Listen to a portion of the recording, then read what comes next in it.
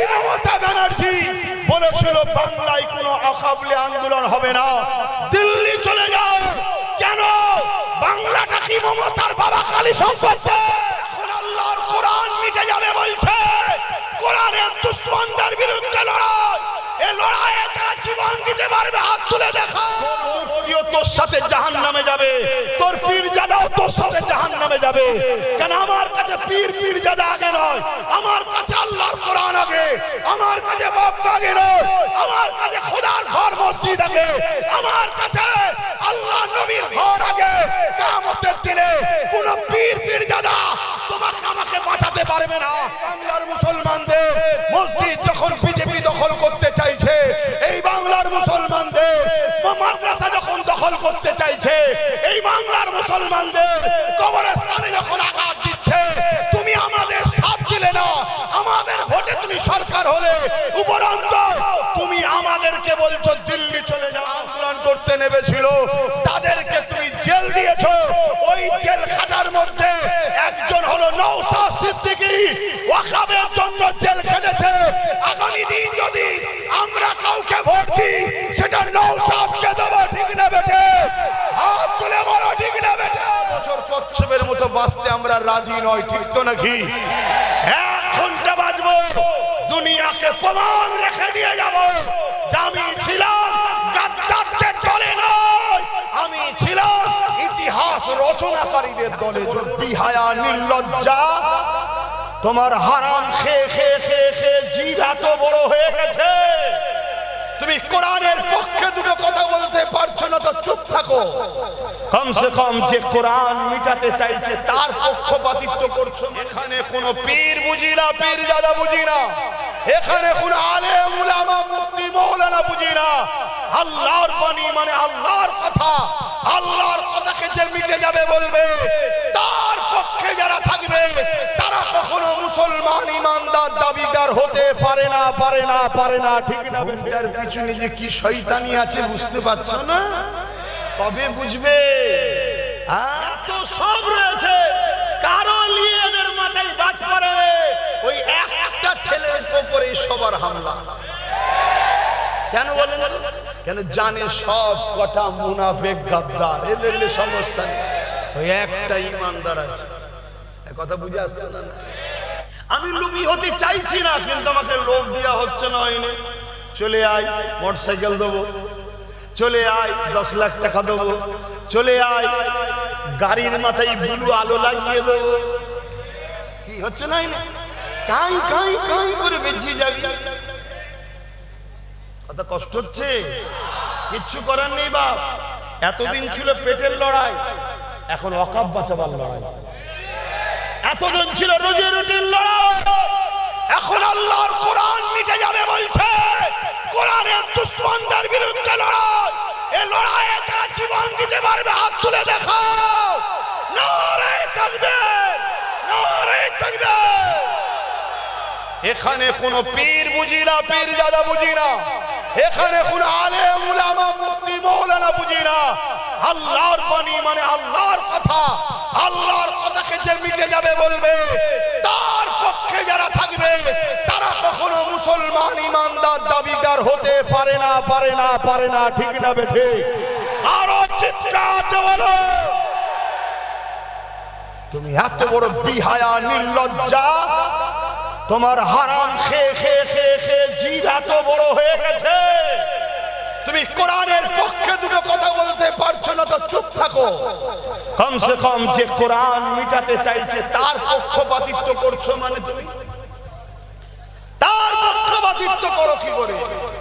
আমরা কোনো মুদি, কোনো দিদি কাউকে ভয় করি না, আমরা ভয় করি একমাত্র तमाम কায়নাতের স্রষ্টা, লাহু মুলকুস সামাওয়াতি ওয়াল আরদ, আল্লাহকে ভয় করি। জোরে বলুন সুবহানাল্লাহ।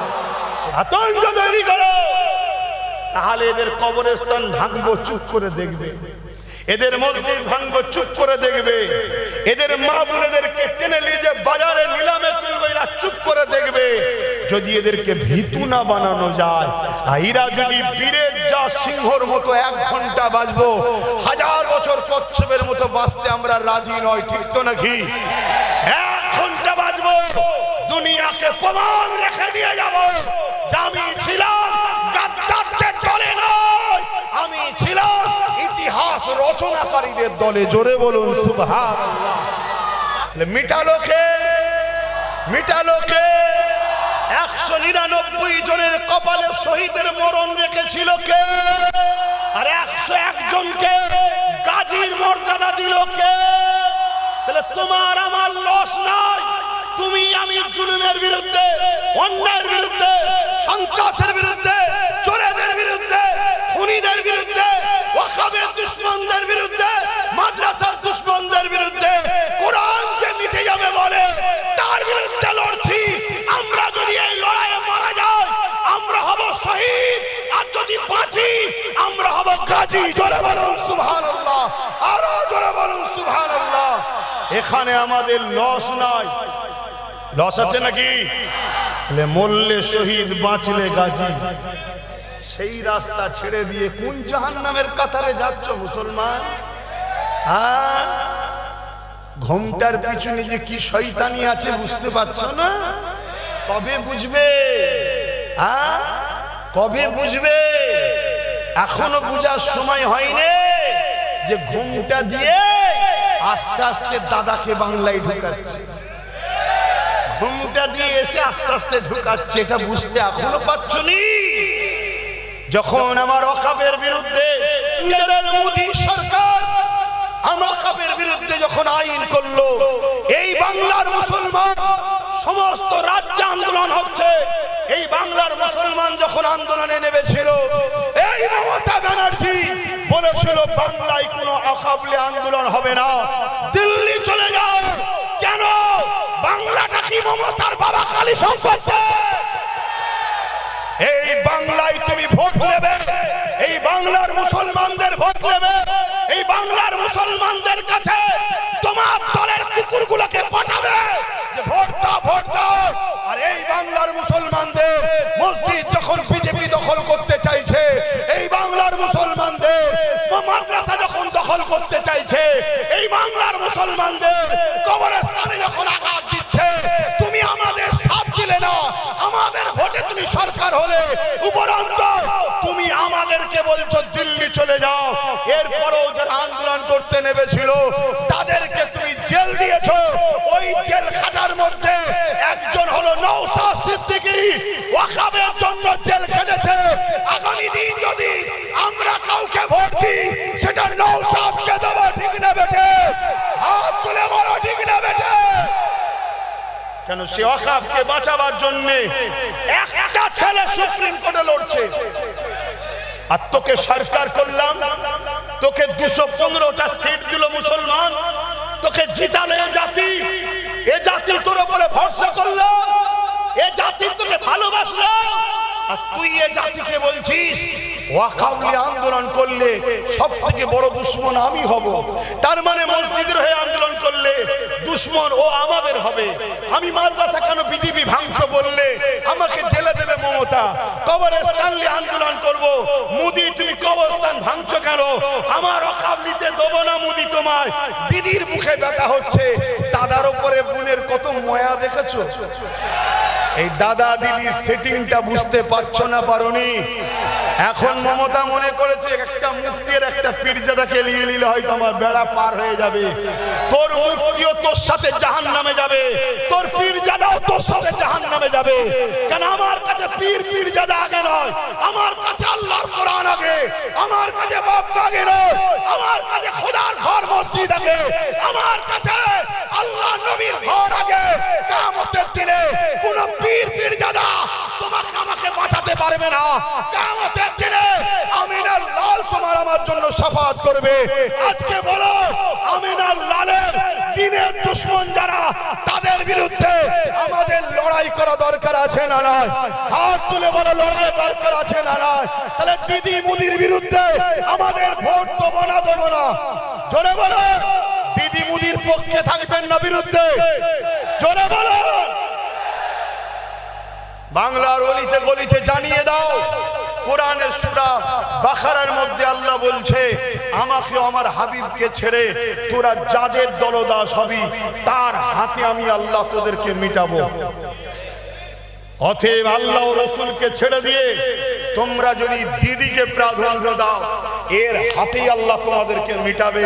সেই মিটাবার একটা ছোট্ট নমুনা বলে যাচ্ছি। অলরেডি 25,000 30,000 করে সব নাম বাদ দিয়ে দিয়েছেন না? দেয় কে নাম বাদ দিল? এই মমতা ব্যানার্জি বলেছিল 2002 সম্ভবত যে বাংলাদেশ থেকে ঘুষপেটিয়া বাংলায় ঢুকছে, এটাকে রুকা দরকার। যখন দিল্লিতে মোদি আসলো, ভাই বোনের সেটিং হয়ে 2026-এ 2025-এ আজকে সেই এসআইআর করে নিরীহ মুসলমানদের নামের বানান ভুল যাওয়ার জন্য নামগুলোকে কেটে দিয়েছে।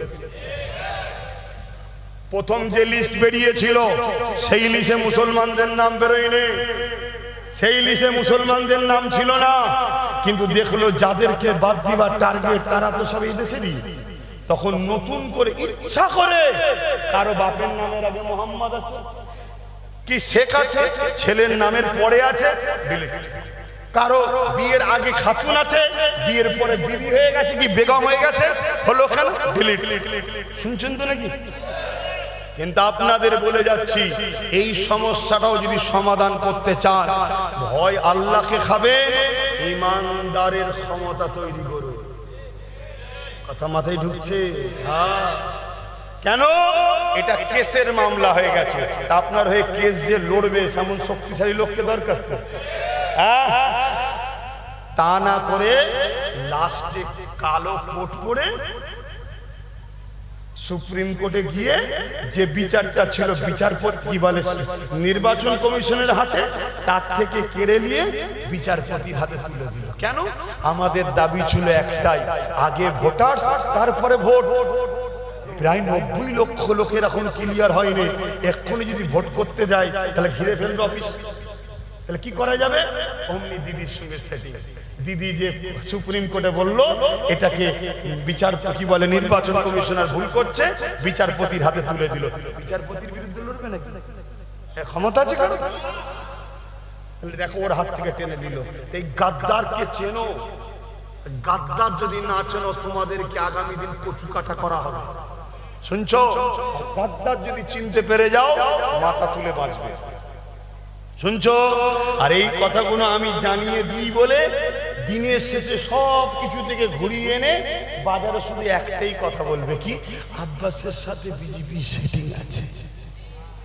শুনছো তো নাকি? 2021-এ 30টা জায়গায় দিয়েছিলাম, যা কোনোদিন পাসনি মমতা সেই সিট পেয়েছে না পাই? তা আজকেও সেই 30টা দিয়েছে, এত বুকে ব্যথা হচ্ছে কেন? কথা মাথায় ঢুকছে না? ঢোকে নেই কেন? ওরা জানে যে 2030-এ 2021-এ অনেক কটা পেয়েছিল, এবারে তো অনেক কড়াকড়ি হবে, তাহলে অনেক কটা পেয়ে যাবে। একটাই যদি এত লড়াই দেয়, তার সাথে যদি আরো 15-20টা হয়ে যায়, তাহলে ফাটাফাটি করে ফেলবে।